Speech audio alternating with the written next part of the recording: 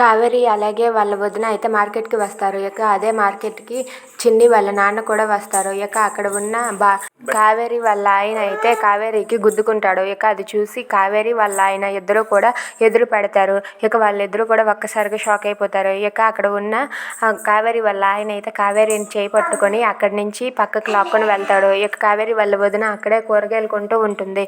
ఇక కావేరి అయితే చెయ్యి వదలరా అని చెప్పి గట్టిగా అరుస్తూ ఉంటుంది.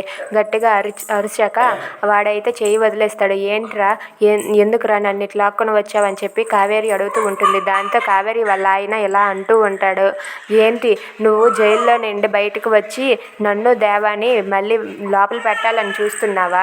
అది కుదరదు అని చెప్పి అంటూ ఉంటాడు. అది విని కావేరి అయితే మౌనంగా ఉంటుంది. ఇక తనైతే ఇలా అంటూ ఉంటాడు, ఏంటి నువ్వు జైల్లో నుండి బయటకు వచ్చేయాలని చూస్తున్నట్టుగా ఉన్నావు, దానికి మీ అన్నయ్య నీకు సాయం చేస్తున్నాడు కదా, మీ అన్నయ్యని, మీ అన్నయ్య కుటుంబాన్ని, మీ అన్నయ్య ఫ్యామిలీ మొత్తాన్ని కూడా ఆ దేవ చంపేస్తాడు, ఆ విషయం నీకు తెలుసా అని చెప్పి అంటూ ఉంటాడు. అది విని కావేరి అయితే ఒక్కసారిగా షాక్ అయిపోతుంది. ఇంతలో వాళ్ళ వదిన అయితే అటుగా వస్తూ ఉంటుంది. ఏంటి కావేరి ఎక్కడికి వెళ్ళిపోయింది అని చెప్పి అటుగా వస్తూ ఉంటుంది. ఇక అక్కడే ఉన్న కత్తిపేటని తీసుకొని కావేరి అయితే వాళ్ళ ఆయనకి వార్నింగ్ ఇస్తూ ఉంటుంది. ఏంట్రా, ఆ దేవ నువ్వు ఏం చేయడం కాదు, నేనే నా కుటుంబం జోలికి వచ్చావనుకో నేనే నిన్ను నరికేస్తానురా, నరికి పోగులు పెట్టేస్తాను నిన్ను ఆ దేవాని అని చెప్పి వార్నింగ్ ఇస్తూ ఉంటుంది. ఇంతలో వాళ్ళ వదిన అయితే కావేరి ఎవరితో మాట్లాడుతుంది అని చెప్పి అటుగా వస్తూ ఉంటుంది. If you like this video please like, share and subscribe.